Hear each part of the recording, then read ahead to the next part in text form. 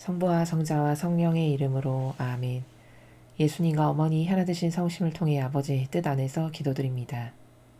사랑하는 하나님 아버지, 저희들에게 아버지의 뜻에 그 빛의 나라를 가르쳐 주시고 인도하시며 또 그 세계를 살아가기에 합당한 다양한 신적인 진리의 지식들을 가르쳐 주시는 사랑에 감사드립니다. 오늘도 아버지께서 저희들에게 주신 이 빛의 나라, 그 나라 안에 다양한 원리와 관점과 개념들을 올바르게 이해하여 저희들의 사고방식의 근간이 되게 하며 또 저희들의 새로운 기호와 정서와 경향이 될 수 있도록 축복해 주시옵소서.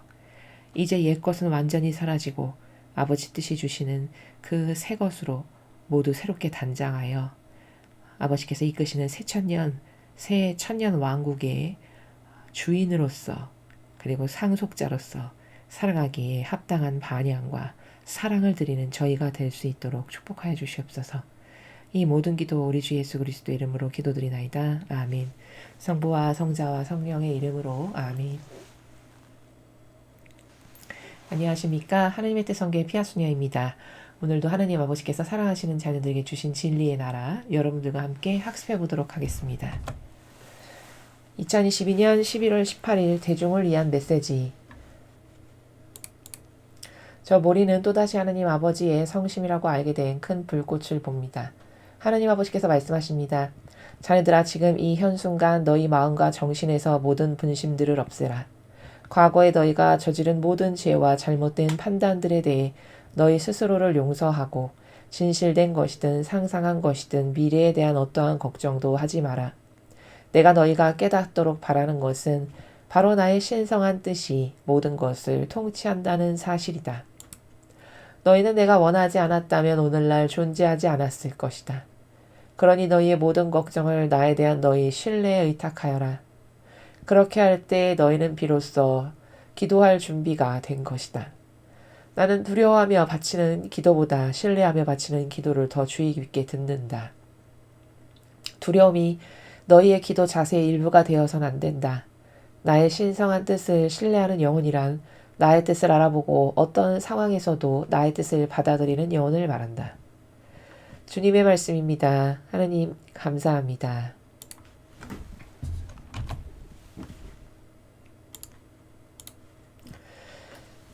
오늘 아버지께서 말씀하시는 나라, 신뢰가 얼마나 중요한가, 그리고 그런 어떤 신뢰가 부족한 가운데 아버지께 드리는 기도는 그 질적으로 떨어지기 때문에 그 기도에 대한 응답을 주실 수가 없다라고 이제 후미에 말씀을 하고 계십니다. 먼저 첫 줄을 보시면요. 자녀들아, 지금 이 현 순간 너희 마음과 정신에서 모든 분심들을 없애라. 그 분심에 대해서 여러분이 많이 공감하실 텐데요. 저 기도 열심히 하려고 그러는데 분심이 들어서 잘 안 돼요. 이런 말씀하시는 분들도 계시고, 또 이런 어떤 영성 생활에서 여러 가지 장애 요인 중에 하나가 분심거리죠. 근데 분심이라는 거는 그 메커니즘을 보면 왜 분심이 드는가라는 것을 조금 분석해 보면 악이 그 사람이 감정이라는 게 있다 보니까 이 감정을 타고 역사하는 거거든요. 근원의 뿌리를 보면. 근데 그 감정이 이 자애심과 이기심으로부터 발로되다 보니까 나로부터 발로돼서 내가 뭐 손해를 봤다거나 내가 어떤 모욕을 느꼈다거나 뭐 누구로부터 기분이 나빴다거나 이러면 이제 그 감정이 이렇게 격해지면서 이제 다양한 생각과 어떤 그걸로부터 파동들이 생기게끔 하는 게 이런 분심의 나라거든요. 혹은 늘 분심은 자애심과 이기심으로부터 발로해요. 이거 이렇게 꼭 돼야 되는데 이렇게 안 되면 어떡하지? 이런 것도 다 분심거리고요. 내가 요거는 요렇게 됐으면 좋겠다는 원하는 게 있는데 그대로 안 될까봐 전전긍긍하는 뭐 이런 분심이라든가 이런 다양한 종류인데 그 파생되는 근원의 뿌리는 뭐냐면 나라고 하는 이 자아가 원하는 것이 이렇게 됐으면 좋겠다라고 하는 그 자애심과 이기심이라고 하는 근원에서부터 나오는 게 다양한 분심들이다라는 거죠. 여러분 잘 생각해 보십시오. 하나님을 위해서 분심을 갖는 사람이 있나요? 거의 없죠. 무슨 말이냐면 하느님의 사업이 잘 안 돼서, 하느님의 일이 지금 잘 안 되고 있어서 우리 아버지가 고통스러운 것 때문에 너무 분심이 드는 이런 사람은 거의 못 봤거든요. 그렇죠. 다 분심은 왜 생기냐? 다 자기랑 결부돼서. 내가 이런 걸 원하고 내 기호, 정서, 경향, 내 어떤 사욕과 욕망, 내 명예, 내가 이런 건 이렇게 했으면 좋겠는 다 자기로부터 반로돼서 분심이 생기지 하나님의 뜻이 안 이루어져서 오늘도 아버지의 나라가 이 땅에서 구현이 안 돼서 오늘도 예수님 어머니께서 너무 많이 고통스러워서 그게 나의 분심거리야. 이런 사람은 거의 없거든요. 그러니까 분심거리의 근원이 뭔가를 잘 보셔야 된다는 겁니다. 그게 다 자기예요. 자기. 자기가 좋아지길 원한다고 하는 그 근원적 자애심과 이기심과 자아에서의 반로. 그게 다 분심의 근원이라는 겁니다. 그러니까 결론은 뭐냐면 어떻게 하면 분심을 없애요? 그러려면 자기를 죽여야 돼요. 제가 말하는 자기라는 거는 내가 좋아지기를 스스로 돌보는 마음의 나라 있죠. 그걸 제가 자기라고 말을 하는 거거든요. 자기 자신을 없애야 된다, 뭐 자아를 없애야 된다라고 제가 통용해서 말하는 이 모든 나라는 뭐냐면 내 기호나 정서나 경향이나 내 선이나 내 뜻이나 내 의지를 관철시키고 싶어하는 게 있잖아요. 인간에게. 이것을 파내지 않으면 이 뿌리를 제거하지 않으면 끊임없이 올라올 수밖에 없는 게 분심거리다. 그리고 기타 등등의 다양한 모든 악도 다 그걸 타고 역사한다라는 겁니다. 그래서 제가 매 강의 때마다 결론은 결국 자아에서 반로되는 자기가 좋아지기 위한 다양한 것들을 추구하는 것, 그것을 다 뿌리째 거둬내지 않으면 그게 죽는 날까지 계속, 물론 뭐 미약하게 줄어들기는 하겠습니다만 반복적으로 하면 그게 죽는 날까지 계속 올라오고를 반복하게 된다라고 말씀을 드리는 겁니다. 그러니까 오늘 여기도 마음과 정신 안에서 분심들을 없애라. 마음은 이제 사사로운 감정이나 이런 어떤 내가 손해봤어라고 하는 거로부터 올라오는 다양한 감정들, 또 정신은 내 사고가 내가 좋아하는 기호 정서가 채워지지 않아서 거기서부터 반로되는 어떤 분심들, 이런 기타 등등을 지금 말씀하시는 거거든요. 그런 것을 없애라. 그러니까 근원을 지금 말씀드렸고요. 악이 나에게 이런 마음 저런 마음이 들게 하는 그 모든 것이 다 분심의 나라다. 그런 것들에 이렇게 휩쓸리고 치우치면 인간은 하나님과의 관계성에서의 발전을 이룰 수가 없고 맨날 자기라는 것에 함몰되고 갇히고 치우칠 수밖에 없다라는 겁니다. 그리고 여기서 아버지께서 지금 이 현순간이라고 말씀하셨거든요. 근데 분심을 없애려면은 근원이 되는 그 내가 좋아지길 원하는 자아의 속성을 거두어내야 되는데 그 방법이 있고 지금 이 현순간이라는 포커스에 맞춰서 말씀을 드리면 이런 방법도 해결책이 있어요.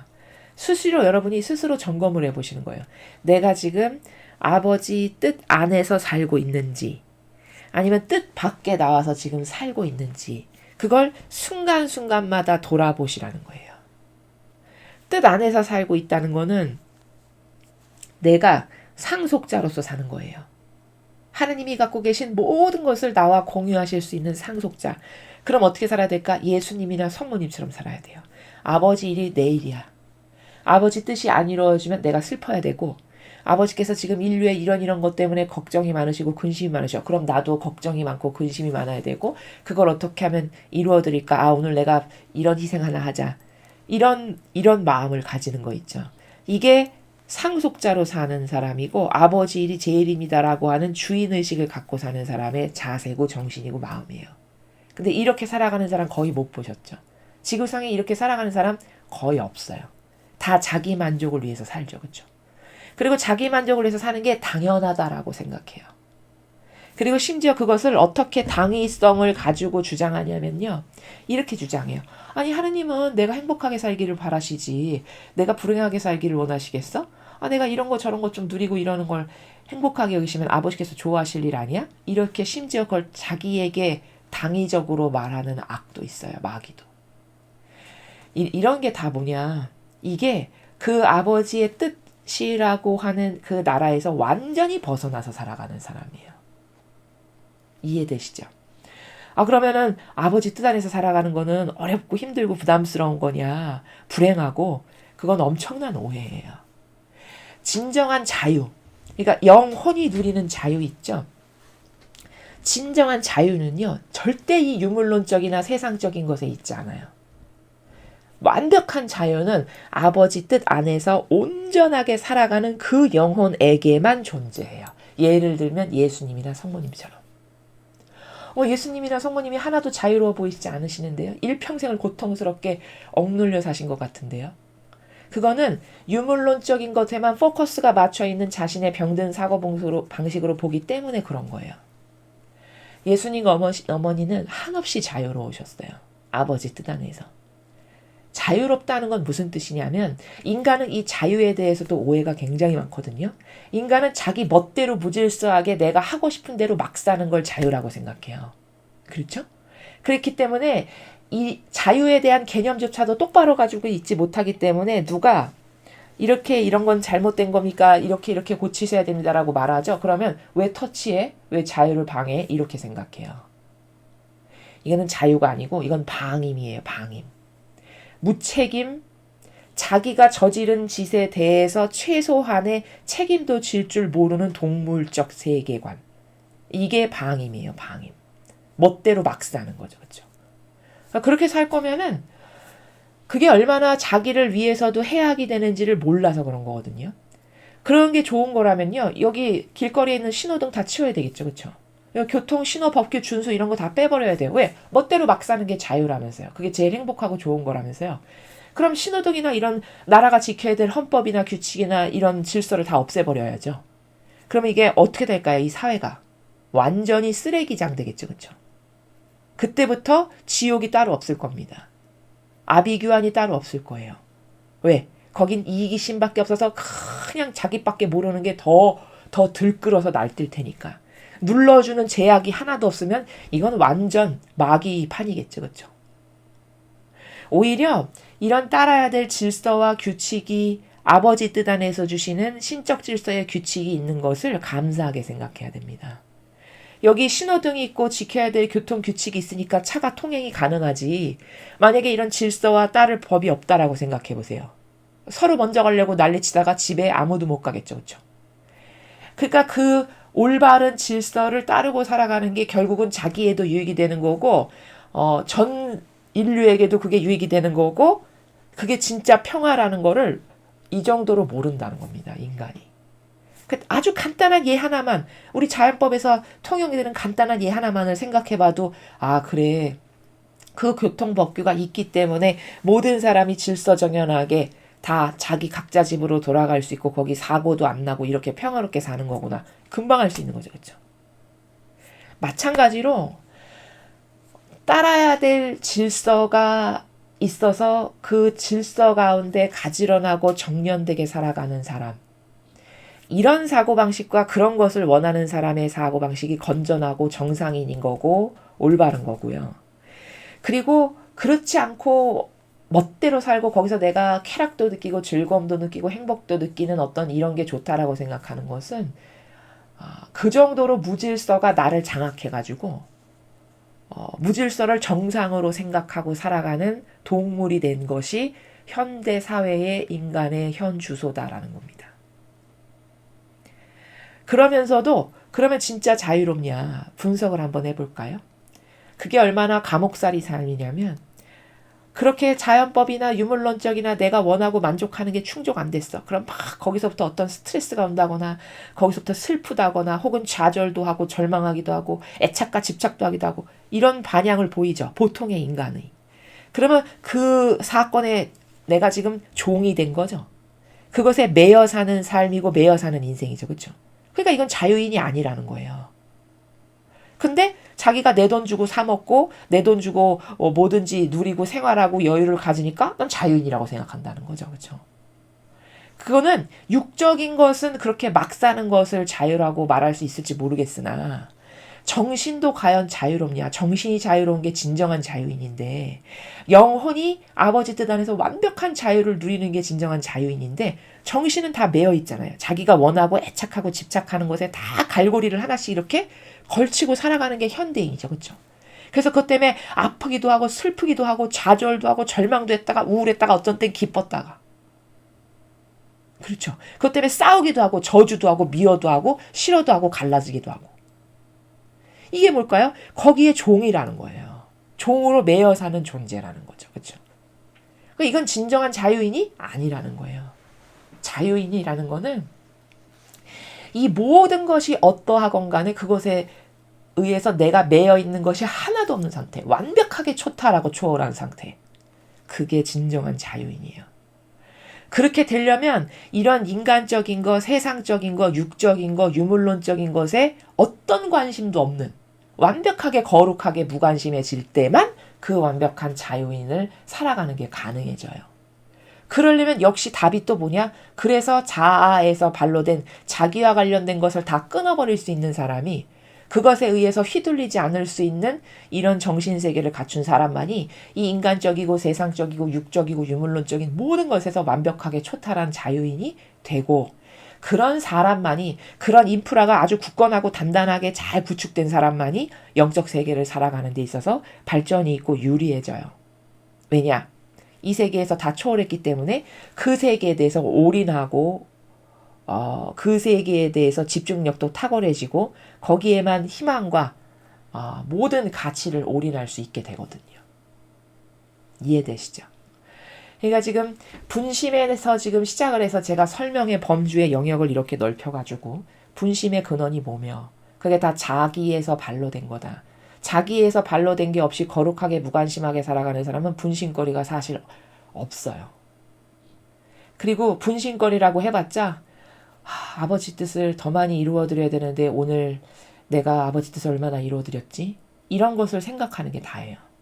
그리고 오히려 그런 것으로부터 세속적 표현을 쓰면 스트레스를 받는달까? 오늘도 아버지 뜻이 우리 사명을 통해서 이루시고자 하시는 것을 얼마나 이루었을까?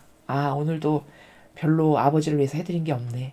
이거 잘못된 거다. 이거 반성해야 될 일이야. 이거 어떻게 개선할까? 이렇게 달라진다는 거예요. 이해되시죠? 그래서 그 분심의 영역을 지금 확장해서 제가 진정한 자연으로 살아간다는 게 뭐고 또 그렇게 진정한 자연으로 살아가려면 어디로부터 초탈하고 초월해야 되는지 세상 사람이 나 자유인인데 누가 나를 종속했어? 뭐 감옥에 가뒀어? 나 내 멋대로 내가 돈 주고 뭣도 사고 뭣도 할 수도 있고 뭣도 할 수도 있는데 이런 것을 자유인으로 생각한다는 거는 정말 사고방식이 너무나도 동물적인 수준이기 때문에 제가 말씀드리는 자유인이라는 단어조차도 자유조차도 방임을 자유로 혼돈하고 살아가는 이런 수준이라는 겁니다. 그래서 여러분이 이런 어떤 영적인 갈망을 통해서 더 하나님께 가까이 다가가고 진보하고 싶은 열망이 있으시면 분심을 끊어버려야 되는데 그 분심이 다 자기로부터 발로되는 거기 때문에 자기를 끊어버리는 이 과정을 통해서 그런 반복적인 노력을 통해서 완벽하게 이 모든 나와 관련된 내 주변과 환경적 요소로부터 완벽하게 무관심해질 수 있을 때 그걸 우리는 거룩한 무관심이라고 부르는데요. 그렇게 될 때만이 근원을 해결될 수 있는 거다라는 것을 말씀을 드립니다. 그리고 그런 사람이 아버지 뜻 안에서 상속자요 주인으로서 살아가는 거고 이 유물론적이고 세상적인 모든 것에서 지배받아서 어떤 날은 마음이 이랬다가 그 다음 날은 요렇게도 됐다가 그 다음 날은 또 막 기뻤다가 이런 변덕스러운 마치 정신병자와도 같은 거거든요. 이런 어떤 반향이 이런 것을 계속 반복할 건가 이 지겨운 인간적이라는 것에서 거기서 단맛을 느끼며 흥미를 느끼면서 이렇게 계속 살 건가. 이것을 벗어나지 못하면 이것은 아버지 뜻 밖에서 살아가는 삶이고 그 사람은 아무리 열심히 해봤자 종으로서 살아가는 거예요. 종은 성경의 복음에 나오죠. 상속자는 아버지의 유산을 나누어 받아요. 그리고 아버지가 가진 모든 것을 공유할 수 있어요. 그러나 종으로서 사는 사람은 그냥 얼마큼의 일을 했어. 그럼 맡은 바 넌 10달란트. 네가 이만큼 했어. 그럼 너는 50달란트. 이렇게 그냥 그 주어진 것에 맞게끔 보상을 하시는 거지 아버지가 가지고 계시는 모든 것을 공유하거나 나누어 받을 수는 없는 거예요. 그런데 이 모든 하나님의 뜻 안에서 그것밖에는 관심이 없고 모든 것에서 초월하지 않으면 다 종으로 살아가는 거다. 그건 아버지 뜻 밖에서 살아가는 삶이다. 이렇게 정의해서 말씀드릴 수 있습니다. 과거에 너희가 저지른 모든 죄와 잘못된 판단들에 대해 너희 스스로를 용서하고 진실된 것이든 상상한 것이든 미래에 대한 어떤 걱정도 하지 마라. 자, 과거에 애착하고 집착하는 사람도 있거든요. 그 과거의 어떤 사건이나 과거에서 뭔가를 자꾸 끌어와서 말하는 사람이 있어요. 이거 다 막이거든요. 아무리 과거에 뭘 잘했건 혹은 잘못했건 과거는 과거예요. 매일 오늘 무엇을 더 새롭게 해드릴까? 오늘 무엇을 더 잘 반영해 볼까? 오늘 어떤 것을 좀 더 발전적으로 해볼까? 이렇게 살아가야 되는 것이 맞는 것이지 지나간 것을 끊임없이 애착하고 집착해서 계속 끌어와서 말하는 이거는 내가 지금 마귀에게 심각하게 점령당한 상태구나를 반드시 알고 고치지 않으면 이거는 영적으로 답이 없어요. 진보할 수 없습니다. 이런 딜레마에 빠져 있는 사람은 의외로 많거든요. 지금 아버지도 말씀하시죠. 네가 과거에 어떤 죄를 졌어. 그 저지른 모든 죄와 판단도 잘못해서 이상한 선택들을 했어. 근데 말하면 뭐합니까? 그건 되돌릴 수가 없는 거잖아요. 그쵸? 어쨌든 내가 부족해서 한 그 모든 행위들이 그걸 이제 와서 말한다 한들 그걸 바꾸기를 할 수 있겠어요? 그걸로 인해서 달라진 어떤 거를 가질 수가 있습니까? 그런 게 아니죠. 그건 다 지나간 거고 그런다고 해서 고칠 수 있는 것도 아니에요. 그냥 지나간 거면 그걸로 회개하는 하나의 도구로 사용이 됐다면 된 거예요. 저는 과거에 이런 악한 것을 저지른 죄인인데 제가 아직도 그것을 끊지 못하고 있다면 완전히 끊을 수 있도록 도와주세요, 아버지. 다시는 똑같은 것에 연루되어 마귀에게 동조하고 협력하는 이런 비참한 존재로 살고 싶지 않으니 저를 도와주세요. 그리고 딱 끊어버리고 다시는 그것에 연루되는 어떤 걸 안 해야 돼요. 근데 또 그걸 잘못했는데요? 그러면 또 회개해야 되겠죠. 그렇죠? 그러나 인간의 어떤 한계나 부족함이나 나약성으로 인해서 똑같은 것을 반복한다고 해도 그 즉시 그것을 해결하고 또 회개하고 넘어가고 이렇게 해야 되는 것이지 그것에 대해서 뭘 비교하거나 과거 걸 끌어와서 그걸로 인해서 남에게 계속 그 얘기로 뭔가를 강요하거나 이런 거는 다 마귀입니다. 그렇게 해서 그걸로 분란을 조장하거나 이런 게 다 마귀가 그 어리석은 영혼을 자기 도구로 써서 일으키는 어떤 다양한 행위들이라는 거, 이런 것을 아셔야 된다는 거죠. 그래서 아버지께서도 과거에 네가 지은 모든 죄, 판단 잘못해서 저지른 죄, 이거를 너가 회개를 철저히 했어. 그럼 너도 너 스스로를 용서하고 진실된 것이든 상상한 것이든, 여기서 진실된 것이라는 거는 실제 있었던 일이건 혹은 네가 공상을 해가지고 있지도 않는 거를 상상해서 만들어낸 것이건 어쨌든 간에 미래에 대한 어떤 걱정도 하지 마라. 과거에 대한 것도 미래에 대한 것도 미리 어림짐작하여 뭔가를 막 추상해서 불안에 떨거나 과거 잘못한 것을 끊임없이 30년 40년 전 거 끌어와가지고 말한 거 또 말하고 말한 거 또 말하고 이런 거 있죠. 이런 거 다 둘 다 마귀라는 거예요. 이런 거 절대 하시면 안 돼요. 영적으로 진보하고 싶으시면. 여러분이 그런 거 하는 순간 마귀 도구 된 순간이라는 거를 아셔야 된다는 겁니다. 내가 너희가 깨닫도록 바라는 것은 바로 나의 신성한 뜻이 모든 것을 통치한다는 사실이다. 자, 네가 과거 걸 끌어와서 뭘 말하건 일어나지도 않은 미래 것을 끌고 와가지고 그냥 전전긍긍을 하건 내가 제발 너가 깨달았으면 하고 바라는 건 하나. 내 신성한 뜻이 인류의 모든 것, 어느 바늘구멍 하나도 통과할 수 없을 만큼 다 모든 것을 지금 내가 통치하고 있다는 사실, 이거 하나만이 중요하지 과거에 대해서 미래에 대해서 그렇다고 해서 우리가 상상한다고 해서 달라집니까? 오지 않을 일이 오거나 안 올 일이 달라지거나 이런 게 아니잖아요. 그렇죠? 이런 거는 마귀에게 속는 행위라는 것을 여러분이 아셔야 돼요. 오로지 그 모든 것의 주관자가 아버지시지 아버지 뜻에서 벗어날 수 있는 건 아무것도 없어. 이게 답이거든요. 그 답만을 절실히 깨닫고 그러니까 아버지께 의탁해야 돼요. 이 모든 것을 다 아버지께서 관할하고 통치하시는 주인이시니까. 그 사실만을 너는 중요하게 인지하면 된다. 이런 말씀이죠. 즉 다시 말해 아버지 뜻이 나의 내적이고 외적인 모든 것이니까 아버지께만 의탁하는 게 답이야. 이런 어떤 결과론적 사고방식을 해야 된다는 거죠. 그렇죠? 너희는 내가 원하지 않았다면 오늘날 존재하지 않았을 것이다. 자, 나는 내가 봤을 때 별로 쓸모도 없는 사람이고 할 수 있는 것도 없고 나는 이러이러한데 어떤 이런 또 마귀가 와서 충동질하는 이런 꼬임도 있어요. 근데 지금 그것에 대한 답을 하시는 거거든요. 아버지께서 창조하고 싶지 않았죠. 쓸모없고 별로 원치 않으셨죠. 그럼 안 만드셨다는 거예요. 그쵸. 첫 줄에 지금 여기. 내가 원하지 않았어. 하느님 아버지께서 만들기를 원치 않으셨어. 그러면 존재하지 않았다는 거예요. 지금 이 세상에. 그러니까 뭐 실수로 태어났어. 나같이 쓸모없고 보잘것없는 건 왜 태어났을까? 이런 건 다 잘못된 겁니다. 혹은 옛날 어르신들 중에 그렇게 말씀을 막 하시는 분들 있으시잖아요. 너 같은 건 왜 태어났냐 뭐 이런 말씀. 이런 것도 여러분 만약에 그런 말씀을 듣고 자란 분이 계시면요. 다 잊어버리세요. 그거는 그분이 진리를 모르시기 때문에 그분의 한계가 그렇게 하신 것이니까 혹시 그런 걸로 이렇게 보면 상처받으시는 그런 분들도 계시거든요. 그런 거는요. 사람은 다 부족하죠. 진리 모르면 모든 사람은 다 똑같습니다.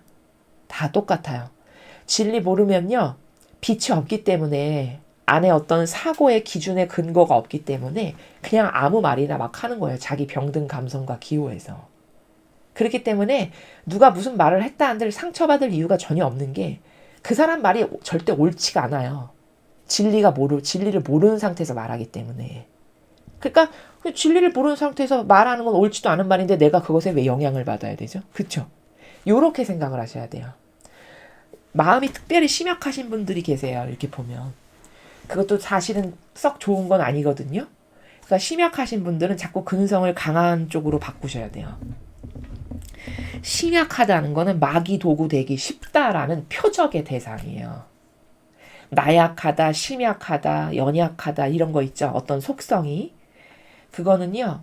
혹시 강의를 들으시는 분들 중에 그런 분이 계시면 이 심약하고 나약하고 이 어떤 남의 말에 잘 어떤 휘둘리는 이런 속성 있죠. 이런 건 다 나쁜 거예요. 이러면 마귀 도구 되기가 너무 쉬워요. 왜냐면 마귀가 한마디만 하면 휙 이렇게 끌려가기가 너무 쉽기 때문에 그렇기 때문에 그런 분들은요. 이걸 기도를 하세요. 그 지향으로.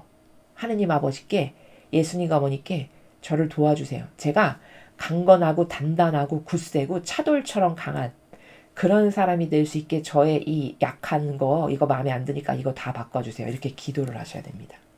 그리고 여러분이 진정성으로 기도하시죠? 그럼 제가 누누이 말씀드리지만 다 이루어집니다. 안 이루어지는 건 여러분이 믿지 않기 때문이에요. 여러분의 어떤 믿음의 순도나 신뢰의 나라가 약하기 때문인 것이지 하느님은 모든 기도를 다 들으시거든요. 모든 기도를 다 들으시고 다 들어주세요. 인간 편에 봤을 때만 그런 겁니다. 그러니까 그런 나약한 근성은 절대 다 바꾸셔야 되고요. 여기 지금 원치 않았으면 너가 존재하지 않았을 것이다 라는 요 문장 때문에 제가 말씀을 드리는 건데 이렇게 그런 간혹가다 부모님이 그런 말씀을 하셔가지고 그걸로 이렇게 상처받는 영혼들이 계세요. 그런 거는 이 어떤 인간이 말하는 거 있죠. 그건 부모여도 마찬가지예요. 자식이어도 마찬가지고 진리를 모르는 어떤 인간이 뭐라고 말을 하는 것 그런 것에 의해서 내가 막 휘둘리거나 그걸로 인해서 내가 확 휘청휘청하거나 그걸로 영향을 받을 필요가 전혀 없다는 거예요. 왜? 그 사람이 의도를 했건 안 했건 물론 의도를 하고 그런 말을 하는 사람은 없겠으나 의도를 했건 안 했건 어쨌건 간에 그 사람이 진리를 모르고 뭔가를 말하고 막 주장하죠. 그럼 그냥 병든 기호가 뭐라고 저렇게 이야기하는구나. 이렇게 하시면 돼요. 그거는 자신이어도 마찬가지예요. 자신도 똑같은 거거든요. 자신의 부족함도 자기도 진리를 똑바로 모르죠. 그런 상태에서 뭐가 옳으네 그르네 막 말하죠. 이것도 다 본인도 그 순간 지금 마귀 도구 돼가지고 마귀가 원하는 대로 그냥 말하는 거지 그게 무슨 말 하는지도 모르고 말하는 사람도 많아요.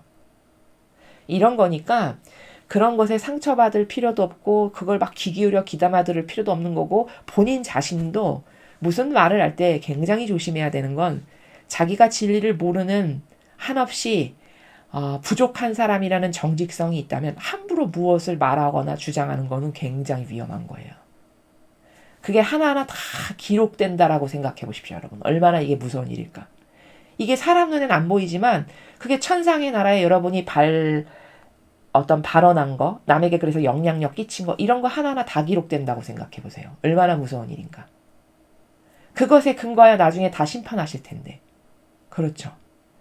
그러니까 차라리 정직하고 겸손하면 나는 진리를 모르는 부족한 사람이니 내가 무엇이 옳다 그르다 주장하지도 말고 나는 그냥 예 아니요만 해야지. 이렇게 겸손하다. 최소 이 정도로의 정직성이 있다면 죄는 안 지을 수 있거든요.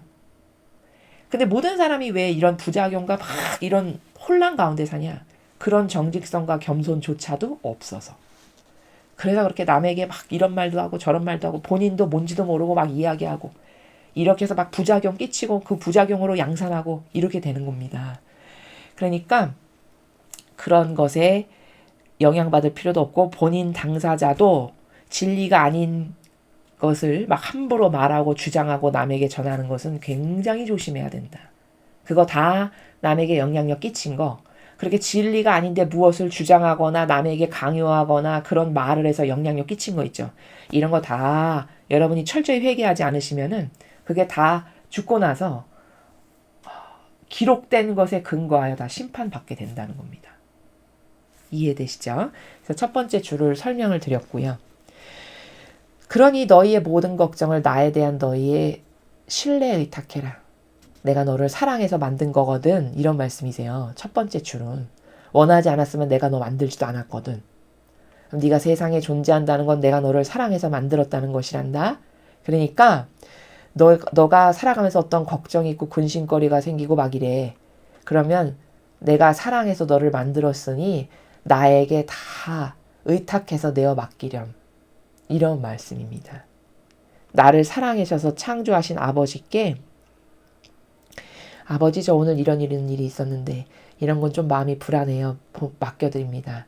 저 이런 것이 있었는데 아버지 이건 좀 어떻게 해결해야 될지를 모르겠어요. 아버지께 맡겨드립니다. 지혜와 슬기로 제가 해결할 수 있게 저를 도와주세요. 뭐든지 아무리 작은 거여도 그 작은 것부터 큰 것에 이렇게까지 모조리 다 그렇게 다 맡겨드리고 의탁을 하면 어련히 하느님 아버지께서 다 해결을 해주시겠어요? 나를 만드셨으니 나를 얼마나 잘 아시겠습니까? 그렇죠? 그렇게 하라는 겁니다. 그렇게 할 때 너희는 비로소 기도할 준비가 된 거다. 자, 기도할 준비는 비로소 어떨 때 된 거라고요? 맡기고 신뢰할 마음의 자세가 딱 돼 있을 때. 하느님께 온전히 의탁하고 내어 맡기고 아버지가 다 잘하시고 나를 창조하셨으니까 나에 대해서 얼마나 잘하시겠어? 모든 건 다 아버지가 해결해 주실 거야. 이런 것에 대한 신뢰와 믿음이 아주 절대적이고 탁월했을 때 요럴 때 비로소 이제 기도할 준비가 딱 된 거다라는 겁니다. 그때서야 비로소 하느님과 대화할 수 있게 된 거다라는 거예요. 왜냐하면 이게 너무 쉬운 건데 여러분 누군가랑 대화를 할 때도 사람도 내가 그 사람을 신뢰하는 마음이 있어야 대화하고 싶은 마음이 생기는 거 아닐까요? 신뢰도 안 하고 생판 처음 보는 남인데 남하고 대화할 마음이 생길 리가 없잖아요. 그렇죠? 마찬가지로 기도라는 거는 대화인데 하느님과의 아니 하느님을 신뢰도 안 하고 믿지도 않는데 하느님이 그것을 유심히 들어주실 리가 없지 않겠습니까? 그렇죠. 그러니까 기도란다는 거는 마음의 나라가 이미 하느님께 대한 의탁과 신뢰가 다 딱 준비되어 있어야 돼요. 그런 상태에서 말씀도 드리고 봉헌도 드리고 이렇게 하는 것이지 그런 것도 전혀 안 돼 있는 상태에서 그냥 마치 염경기도 하듯이 이렇게 하는 거는 그 어떤 효용과 가치적인 측면에서 봤을 때 굉장히 그게 효용과 가치나 질이 다 떨어진다는 거죠. 나는 두려움에 바치는 기도보다 신뢰하며 바치는 기도를 더 주의 깊게 듣는다. 너무 당연한 거 아닙니까? 그렇죠. 너무 당연한 겁니다. 아니 저 사람이 나를 믿지도 않는데 저 사람을 도와주고 싶나요? 우리 인간도 안 그렇잖아요. 그렇죠. 저 사람이 나한테 전적으로 의탁하고 나한테 아주 전적으로 내어 맡겨. 그러면 자꾸 신경이 쓰이죠. 도와줘야 될 것 같고 인간도 그렇죠. 아무리 부족해도 저 사람을 신경 쓰게 되고 도와줘야 될 것 같고 나를 저렇게 믿는데 뭐라도 좀 해줘야 되겠다. 이런 마음이 들잖아요. 사람도. 그럼 하느님은 어떠실까요? 하느님은 더 하시겠죠. 온전한 선 자체신데. 그러니까 자녀가 그냥 갈망해서 올인으로 막 전적으로 내어 맡기면 그걸 안 돌보실 수가 없게 되는 거예요. 오히려 어떤 영혼이 그냥 완전히 100%로 신뢰해서 전적으로 내어 맡기죠. 근데 안 돌보시면 그때는 하느님의 책임이 되는 거겠죠. 그렇죠? 아니 이쪽에서는 다 내어 맡겼는데 안 돌보셨다면 그건 아버지 책임이 되는 거지 않겠습니까? 그러니까 그럴 일을 안 하신다는 거예요. 하느님은. 이해되시죠? 그래서 그렇게 신뢰하면서 바치는 기도를 더 주의 깊게 듣는다. 이렇게 말씀하시는 것이 제가 지금 설명한 나라고요. 두려움이 너희의 기도 자세 일부가 되어서는 안 된다. 그러니까 이런 거죠. 기도를 하는데도 뭔가 이렇게 확고부동한 신뢰는 없어. 그러니까 이게 과연 될까? 이런 거 있죠. 요런 나라. 요런 아주 미묘하고 작은 거라서 남은 알지도 못할 이런 나라. 여러분이 영적인 것은요. 명심하십시오. 작은 거를 더 유심히 보세요. 아버지는. 여러분이 이런 건 모를 거야. 라고 생각하는 아주 미묘하고 작은 것 있죠. 뭐 그람으로 달 수도 없는. 이런 마음의 그 작은 나라를 하느님은요. 이렇게 확대경으로 보세요. 이해되십니까? 그러니까 아주 정직하고 진정성 어리고 순수하고 이런 속성이 굉장히 그래서 중요한 거예요. 하느님 앞에는. 이렇게 막 전부로 할 수 있는 전부로 내어 맡기고 뭐 이런 속성 있죠. 이런 게 하느님 앞에는 굉장히 중요한 겁니다. 이런 게 안 되면은 물론 사랑은 하시고 가련하게 여기시겠지만 아버지가 주실 수 있는 도움이 크지가 않아요. 왜냐하면 내어 맡기는 사람의 기본 자세가 그가 받을 수 있는 은총의 그릇과 비례하거든요. 그럴 수밖에 없는 게 너무 당연한 거거든요. 그렇기 때문에 여러분의 어떤 정신, 마음을 매일매일 점검해 보셔야 돼요. 나는 이런 어떤 하느님께 대한 온전성이 지금 몇 프로나 되나. 껄쩍지근한 게 남아있다면 그 근원은 뭘까를 자꾸 기도 가운데 찾고 발견하고 찾았으면 또 버리고 이렇게 하셔야 된다는 겁니다. 그래서 지금 아버지께서도 그렇게 신뢰하면서 바치는 기도는 내가 더 주의 깊게 듣고 왜? 사랑하는 자녀 사랑한다라고 하면서 바치는데 사랑하니까 저를 이렇게 좀 도와주세요. 온전히 내어 맡기는데 세상의 부모도 자녀가 그냥 다가와가지고 엄마 전부로 사랑한다라고 하는 그 진정성의 나라에서 뭐를 부탁하는데 그걸 거절할 부모가 어디 있습니까? 그렇죠. 그렇게 진정성이 떨어져도 다 들어주는데 세상의 부모는. 진정성이 없어도 그냥 자식이 말하기 전에도 들어주잖아요. 심지어. 세상 부모님들은. 갈망 안 해도 주잖아요. 그렇죠. 근데 하느님은 세상적 부모하고는 좀 달라요. 갈망 안 해도 들어준다 이런 건 없어요. 그건 왜냐면 그 영혼을 죽이는 길이기 때문에 안 하세요. 사람은 영혼을 볼 수 없기 때문에 본질의 사고방식이 없기 때문에 그냥 육적인 것으로서 내 자식이 좋아지고 만족하는 거라면 원하지도 않고 청원도 안 했는데 그냥 막 주지만 그게 결과론적으로 그 영혼에게 좋냐? 좋지 않아요. 영혼을 죽이는 길이에요. 왜냐하면 원치 않았는데도 주죠. 그러면 교만과 자만이 그 안에서 싹트게 되거든요. 그러면 처음에는 쬐끔했으나 그것을 계속하죠. 그럼 그 교만과 자만이 점점 커져요. 그 영혼 안에서. 그럼 나중에 되면 어떻게 될까요? 그러면 받는 게 당연해져요. 이제 그게 그 상태가 지속되죠. 그럼 자기는 받고 뭔가를 제공받는 당연한 존재. 왕이 되는 거예요. 왕. 이걸 누가 만드냐? 이걸 부모가 만든다니까요. 부모님이 교육을 잘못시키면 그렇게 되는 거예요. 근데 하나님은 절대 그렇게 안 하세요. 갈망 없죠? 순수한 마음의 나라로 다가와서 뭔가 하지 않죠? 그러면 은혜의 차원에서 모든 이에게 공짜로 주시는 것은 그에게 제공이 되겠으나 은총은 주시지 않아요. 절대. 그거는 그 영혼을 위한 거예요. 사실은. 그러니까 하나님이 더 사랑이 많으신 거죠. 왜? 그렇게 했다가는 그 영혼 불구자 돼서 교만과 자만으로 마귀 도구되게 할 테니까 그런 일은 절대 안 하세요. 근데 인간은 뭣도 모르고 그런 나라의 행간의 어떤 사고방식의 근원이 없으니까 자기 자식이 그렇게 되면 불구자가 되고 결국에 마귀밥이 될 거라는 것에 대한 개념이 없다 보니까 그냥 막 주는 거예요. 공짜로. 이거는 사랑이냐? 사랑이 아니고 영혼을 죽이는 거라니까요. 하느님이 진짜 사랑이신 거는 그래서요. 그 영혼을 진짜 사랑하시니까 그 영혼만큼은 더 이상 죽게 안 하려고 다 끊어버리시는 거예요. 그가 처절하게 깨달아서 회개하고 뉘우칠 수 있는 기회를 주시는 거죠. 바로 그 예가 돌아온 탕자의 예예요. 성경에서. 그 돌아온 탕자. 돈 떨어지니까 그때 가서 철들죠. 깨닫고 반성하고 뉘우치죠. 그렇죠? 뭘 잘못했는지 알고 처절하게 회개하고 뉘우쳐서 돌아오죠. 그러면 그 탕자에게 그런 시간이 있었던 게 오히려 그 영혼을 살린 거죠. 그렇죠? 그 영혼을 살린 거라니까요. 오히려 그 시간 없이 계속 물질적인 게 풍요로웠죠. 그럼 그 영혼은 죽은 거예요. 영혼의 관점에서 봤을 때. 근데 물질이 끊어지면서 처절하게 고통스러운 쓴맛을 받기 때문에 그 고통을 통해서 그가 회개도 하고 뉘우치고 소중한 게 뭔지도 깨닫고 발견하고 그래서 자기 발로 돌아오잖아요. 자기 여기 일꾼으로라도 써달라고 아주 낮은 자세로. 그럼 그 영혼을 다시 건질 수가 있죠. 다시 끌어당길 수 있잖아요. 하나님께로. 하나님은 이렇게 하신다는 거예요. 그러니까 여러분도 저희 강의를 들으시는 부모님들도 자식 교육을 이렇게 시키셔야 돼요. 만약에 저라면요. 누가 저에게 자식 교육 어떻게 하면 제일 잘하는 겁니까? 이렇게 만약에 물어보시잖아요. 그럼 저라면 어떻게 할 거냐면 저는 죽지 않을 만큼의 고통을 계속 줄 거예요. 20살이 될 때까지. 아주 어렸을 때부터.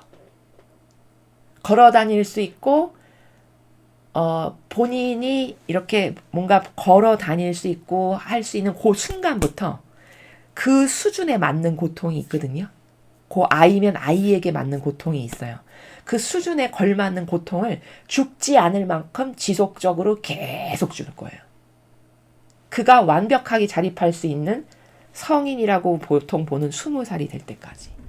이러면 갑이에요. 이 교육 방법이.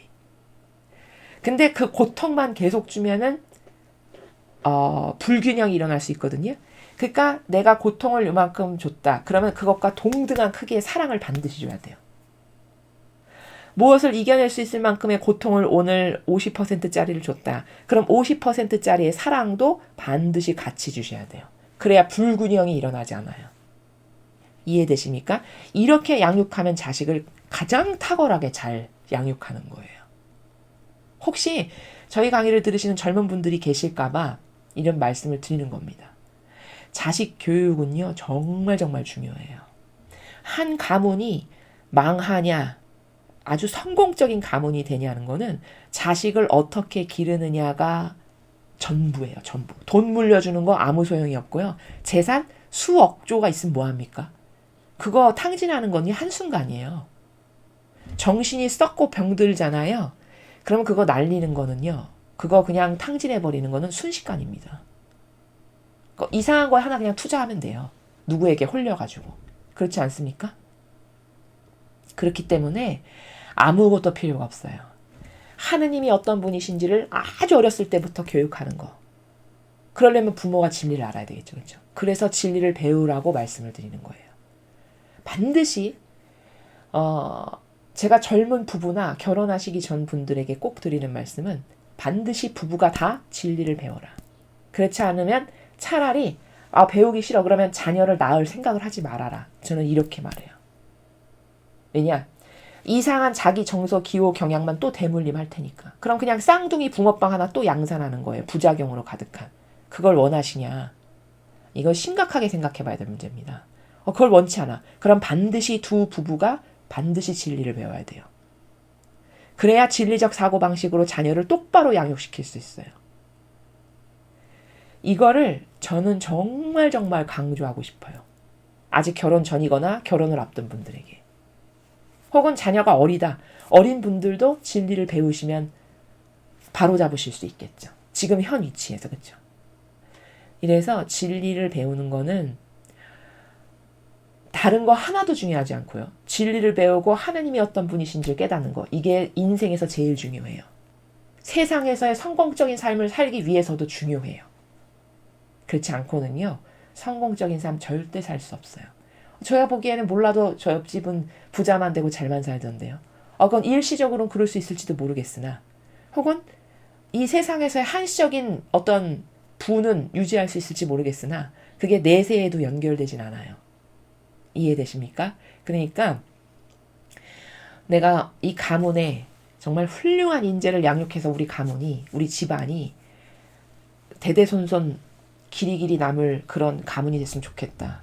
그리고 내 자녀가 정말 행복하게 꿈을 펼치면서 아주 본연의 자기를 찾아서 행복하게 사는 자녀가 됐으면 좋겠다. 이런 분들은 반드시 먼저 두 부모님이 진리를 배워서 본인이 먼저 진리로 살고 진리가 어떤 세계인지를 깨닫고 그리고 하느님이 어떤 분이신지를 알아서 그 하느님 앞에 정직한 영혼으로 자기의 정신세계를 먼저 깨끗하게 대청소를 해야 돼요. 그런 다음에 그 빛을 가지고 자녀를 길러야 그래야 훌륭한 자녀가 나오는 것이지 인간적으로 학교만 보내고 밥만 먹인다고 해서 그 자녀가 그렇게 훌륭하게 자라는 건 절대 아닙니다. 진리로만 똑바로 질 수 있어요. 저는 장담컨대 진리 아닌 걸로는요 어떤 것도 올바르게 될 수가 없습니다. 저는 장담해요. 진리 아닌 거는 형상적으로 뭐 아무리 뭐가 대단하고 뭐 그런 건 눈에 보이는 것이니까 그건 다 일시적인 거고요. 그게 현세에서의 뿐만 아니라 내세에 이어지기까지의 이 전 과정에서 빛으로 가득한 그런 영혼이 되고 싶다. 빛으로 가득한 우리 집안을 하느님이 정말 사랑하셔서 대대손손 축복하실 수밖에 없는 이런 가문이 되게 하고 싶다. 그러면 제가 지금 드리는 말씀을 명심하셔야 됩니다. 이거는 너무너무 중요해요. 특히 이 마지막 시대를 살아가는 사람들에게는 여러분 생각해 보십시오. 지금은요 온전한 정신으로 아이를 기를 수가 없어요. 학교에 가면 올바른 걸 가르칩니까? 종교에서 올바른 걸 가르칩니까? 그렇다고 부모가 깨어있어서 진리를 가르치기랍니까? 도대체 아이가 어디에 가서 올바른 걸 배울 수 있나요? 온통 문화는 다 마귀 문화밖에 없는데. 그렇죠. 온전하게 설 수가 없는 거예요. 한 영혼이. 그러니까 마귀화 되는 거죠. 사고방식이. 그리고 나서는 그 아이가 이상한 일 하고 오면은 너는 애가 왜 이러냐. 이렇게만 말하면은 물론 그의 잘못도 있겠으나 똑바로 양육을 좀 시켜줘야 어떤 그런 환경적 요소나 뭔가 올바른 진리의 나라에서 빛의 나라에서 하느님께서 개입하실 수 있는 어떤 최소한의 터전의 그릇을 만들어줬어야죠. 부모가. 그런 거 아무것도 안 하고 밥만 먹이고 돈만 주면 되는 건가요? 그건 아닙니다. 차라리 돈은 없어도 돼요. 그냥 정성과 사랑 가운데 진리를 가르치면 알아서 혼자 잘 자랍니다. 아이가. 걔도 생각하는 게 있기 때문에. 올바른 아이라면. 그래서 이게 너무 중요하니까 제가 강조를 하는 거기 때문에 주변에 젊은 부부들이 계시면요. 혹은 아직 결혼 안 한 분들 계시잖아요. 그럼 어머님, 아버님들이 반드시 가르쳐 주세요. 제가 진짜 너무너무 안타까워서 이런 말씀을 반복해서 드리는 거거든요. 앞길이 뻔히 보여요. 저대로 가면 저거는 저렇게 될 텐데가 뻔히 보입니다. 요즘 세상 사람들은 삶의 방식을 보면 이런 걸 전해서 그가 그걸 받아들여서 진리를 배워야 되는데 또 고집이 보통 세지가 않잖아요. 요즘 사람들은요. 남의 말 안 듣잖아요. 그렇죠? 그게 안타까운 거예요. 저건 앞날이 뻔한데 저렇게 그대로 가면 이렇게 보인단 말이죠. 그러니까 자녀분들에게 제가 지금 말씀드리는 거 이런 거를 여러분이 지혜롭게 전하시거나 아니면 이 강의를 좀 들어보라고 요 후미의 부분을 들어보라고 좀 전해 주십시오. 그렇게 해서 나라의 미래는요. 한 가문의 미래는 순전히 인재에게 달린 겁니다. 똑바로 올바로 된 똑똑한 영혼들이 많아야 나라도 잘 살게 되고 가문도 훌륭해지는 거지 그렇지 않은 거는요. 비전이 없고 희망이 없어요. 그래서 지금 제가 후미에 드린 말씀을 명심하시기 바랍니다. 그래서 지금 아버지께서도 두려움을 갖고 있어서 아버지를 신뢰하지 않고 믿지 않는 거 이러면은 그 기도를 들어줄 수도 없거니와 그 하느님과의 기도의 그 기본 어떤 베이스가 되어 있지 않은 상태라고 지금 말씀을 하시는 거죠. 나의 신성한 뜻을 신뢰하는 영혼이란 나의 뜻을 알아보고 어떤 상황에서도 나의 뜻을 받아들이는 영혼을 말한다. 자, 하나님을 신뢰한다는 건 뭐냐면요. 말로만 하는 게 아니라 여기 어떤 상황에서도가 핵심이에요. 어떤 상황에서도. 어떤 상황에서도 내 뜻을 받아들이는 영혼이 내 신성한 뜻을 신뢰하는 영혼이다라고 아버지는 요 관점으로 보신다는 거예요. 제가 어떤 사랑을 나에게 주나를 유심히 보실 때. 이해되시죠? 그러면 어떤 상황은 뭔가요? 좋을 때나 기쁠 때나 슬플 때나 나쁠 때나 좌절할 때나 절망할 때나 망했을 때나 기타 등등의 모든 상황. 그러니까 어떤 상황이라는 건 한 문장으로 요약하면 불구하고예요. 불구하고. 불구하고 이런 처지야. 그럼 이게 나에게 필요해서 이런 것을 아버지가 주시는구나. 요렇게 실제적으로 생각할 수 있는 사람. 이게 가식이나 형식이 아니라. 요런 사람만을 쟤는 나를 저 정도로 신뢰하는구나. 통과해서 그 사람하고는 통교도 잘 되고 소통도 되고 그가 하나님께 믿고 신뢰하는 건 진짜라고 검증을 끝내신다는 거예요. 이게 아브라함이고 이게 구약의 다니엘이고 이게 다윗이고 이런 거예요. 이런 마음의 나라로 하나님께 검증받은 사람들이. 이해되시죠? 그래서 여러분도 하느님께로부터 뭔가를 어떤 영성의 관계에서 내가 하나님을 더 많이 사랑해서 진정성의 관계로 아버지와의 요 돈독한 신뢰 관계를 갖고 싶어. 그러면 요런 마음이 먼저 여러분이 되셔야 된다는 겁니다. 요런 정신이 먼저 여러분이 기본으로 갖춰져 있으셔야 된다는 겁니다. 그랬을 때 하느님은 쟤는 이제 나랑 나한테 기도할 자세가 이제 되었구나. 이제 비로소 나랑 대화할 수 있겠구나라고 보신다는 것. 이것을 잘 주지를 하셔서 여러분이 기도 생활 하실 때 먼저 기도보다 더 급한 거는 자기를 점검해 보는 거. 자기의 정신, 사고방식과 마음의 나라가 지금 하나님께 대한 신뢰나 절대성의 어떤 의탁이나 믿음이 어느 정도로 구축이 돼 있나. 이걸 점검하고 수시로 안 될 때마다 이것도 잘 되게 해주세요라고 기도라고 갈망하고 의탁하고 내어 맡기는 것. 이런 것을 반복하는 것이 올바른 노력이다. 이렇게 말씀을 드릴 수 있습니다. 오늘 아버지께서 주신 말씀의 근거에서 오늘 하루도 여러분들의 그 삶에서 이 진리를 적용하시는 그런 하루가 되셨으면 좋겠습니다. 이상으로 2022년 11월 18일 대중을 위한 메시지 해설을 마치겠습니다. 감사합니다.